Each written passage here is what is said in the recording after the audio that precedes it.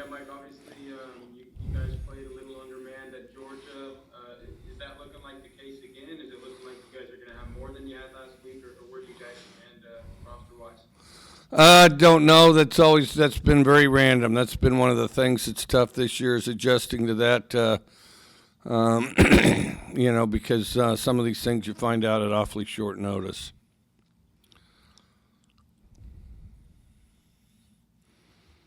We'll go to John Sokolov. Hey, Mike. I'm just curious. What do you kind of really know about the Egg Bowl since this will be, obviously your first one coaching? What do you kind of really know about the Egg Bowl, the rivalry, and how much are you anticipating playing in your first one in a game that means so much to, so many people? Well, I suspect I don't know quite as much about it as you, to be perfectly honest. But I do know that just over the years, even as I was a kid, I know it was always an incredibly intense game. I know it's very meaningful to people, and I know that it's in conversation, all year round. Every day. There's not a day I don't hear somebody mention the Egg Bowl. So I know it's a very meaningful game, and I also know that there's been plenty of them that were exciting to watch long before I was ever even in the state of Mississippi. So no, it's exciting to be a part of it, and it's a great opportunity to have the chance to play in one. Next, we'll go to Steve Robertson. Coach, you got some guys on your staff, obviously, that played in this game. How do you lean on those guys maybe to help prepare the players, guys like Rod Gibson or Jamar Chaney? Well, I think it's really important. I mean, because we definitely want to celebrate the past, and then celebrate the past and help utilize that for our foundation moving forward for the future. And I think all those guys, Tony Hughes is in that mix too. So, everybody that's been here and helped build this place. I mean, we want to draw what we can from it. Just, I guess the toughest thing is you got to do it in a really succinct fashion. I mean, otherwise, you can't just pause in the middle of practice and, touch 40 bases or something like that. But we definitely want to recognize and make sure that everybody understands that they're an important part of the history of this, and we got to make ours now. So. Next, we'll go to Joel Coleman. Mike, I know you guys, today's y'all's off day or whatever, but I guess you practiced probably yesterday. Have you sensed, I guess, maybe a new, different, integrated maybe mentality since the Georgia game and given, no, you didn't win, but the success and just kind of how well things went, I guess, in Athens? Well, we just got to keep working hard. We got to. I don't think we've hit our potential yet, and I think that we're a group that's, um, we're young enough that we're definitely going to change to the positive, and that's where the biggest strides come is when somebody's the younger they are, the more they're developing, and we're right there. I mean, all of our points last week were scored by freshmen, and so. We need to just keep working, keep elevating, keep getting better, and create some depth at our positions, both sides of the ball. Next, we'll go to Robbie Falk. Coach, there's no question the numbers are down, obviously, than what y'all have had, but production offensively last week was as good as it's been the last 5 or 6 weeks. What do you kind of attribute that success to? Was it more reps in the system and more experience, better offensive line play? Or what was kind of your assessment when you watched the film? Well, we've had to pull people out back and forth in positions. Whether it's a series of you're trying to figure out which young guy or who's furthest along is best to play. And then obviously there's been some transition at quarterback, and then the lineups changed nearly every week, whether it's COVID or other factors. And so I think that part's been challenging, but I think we're starting to hone a pretty good lineup, and I thought that our offensive line did play better, and that was definitely a factor, at least offensively. Next, we'll go back to Steve Robertson. Coach, this rivalry has been pretty bitter at times, but you and Lane Kiffin have a personal relationship. He was among the first to welcome you to Mississippi. How would you kind of describe your relationship with him? Just really the thing is I guess we both knew Monty. Lane knew Monty Kiffin first, and then I met Monty, and Monty introduced me and Lane. So I guess we're both mutual friends with Monty, and that kind of brought us together. And then just over the years, seeing him around coaching, spending time with him. I mean, he's an enjoyable guy, and the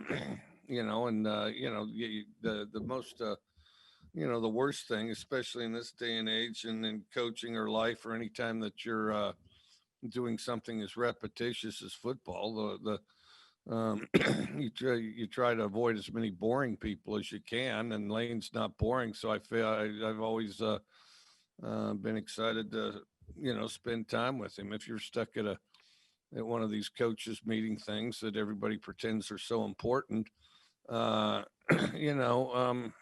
Lane lightens it up a little bit, and I for one are happy he's there. So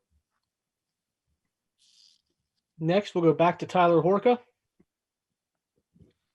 Mike, being at Washington State, you obviously spent some time in a rivalry that has its own name as well in the Apple Cup. What did you learn about playing against Washington all those times that you can kind of take into the Egg Bowl? And what is it about rivalries in general that might be different preparing this week and going into Saturday? Well, we are a lot more successful in our rivalry with Texas A&M than when we were at Texas Tech. So, I'm going to try to draw as much from the Tech A&M rivalry as opposed to the Washington State one.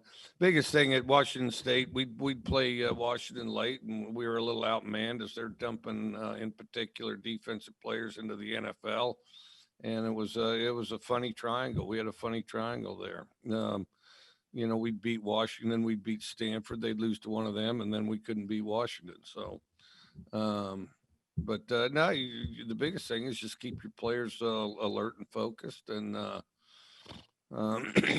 try to prepare as well as you can, and keep because everybody will already be engaged. I mean, you guys all know, you hear about it all year round. I mean, everybody's plenty engaged. I mean, we've got everybody's attention. That's not really the issue, but focus and prepare well, I think, is the biggest issue. And kind of following up on Apple Cup, Egg Bowl stuff, do you feel like this is kind of a more equal playing field? I think Mississippi State and Ole Miss have kind of gone back and forth and trading wins and losses, but maybe in that past rivalry that you were in, the playing field just wasn't equal from the start. Oh, it wasn't as equal as this one. So, I'm just looking. I don't, all those games, and there's not a play, there's not a moment, there's not a second that applies to this game. I got to kind of focus forward if we're going to be any good this game. Next, we'll go to Joe Cook. Hey, Coach, Joe Cook, 16 WAPT in Jackson. I don't know if you've already answered this question, but I guess for you, what stands out the most about Ole Miss, whether it be offense, defense, or even special teams that, kind of catches your attention as you prepare for this game? I just think they're kind of collectively explosive on offense. I would say how explosive they are on offense is probably the thing that jumps out the most. But I think they're good in their other phases of the game too. Next, we'll go to Gary Graves. Mike, what's your general appreciation of rivalry games? And I guess in a season like this, does it add something, with rivalry games kind of going by the wayside because of COVID and the all league schedule by the SEC? Well, I think you start with the fact that virtually every game's important. You only get 10 of them, and I think that sometimes on the outside, there's a temptation to elevate games. This game, because you only get to play one game a week. So, your full focus and effort needs to be on that one game. So I think there is that, and you want to condition around that. But by the same token, this is a game that's memorable. It's very important to our fans. And even though they can't be in the stands as much as usual, I mean, people will be watching and people will definitely take an interest in this game and they'll talk about it for a year. And, the biggest thing that we need to worry about is being the best team we can be and play the best we can. Last question will go to Steve Robertson. Coach, you mentioned how people talk about this game all year round. Is there any added pressure because of that? Because this is not just another ball game. This is one that you're going to hear about all year round, win or lose.